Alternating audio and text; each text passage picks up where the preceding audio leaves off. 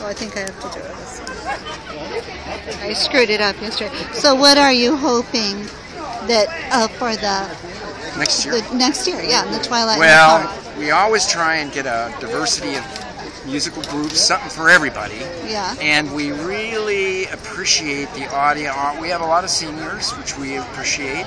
A lot of groups from different organizations come.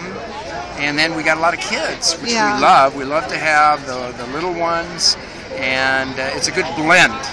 The kids are so cute. Yes, they are, and it's a good mixture because there's not many venues where little kids can come and parents can bring them and picnic. Yeah, dancing, the moms. A lot of dancing with the so kids. So we've got one of the few places we can get out and dance. There's plenty of room, and that's what we want people to do.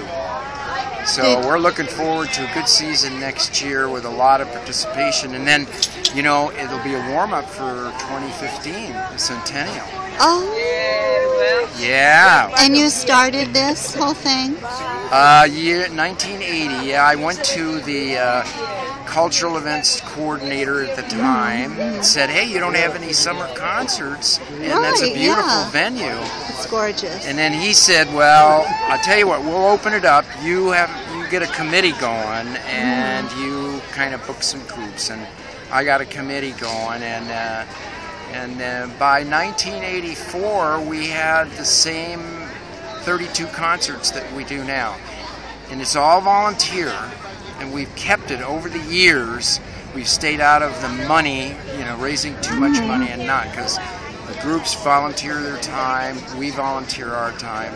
The money we collect 3 times only goes for the flyers, some publicity, and the sound equipment and the sound techs, which help the musicians. So that formula has worked for all this time, and you know, we want to keep that up. You've done an excellent job. I think I'm out of. This is splashing. Perfect. I think I might be. Ta-da.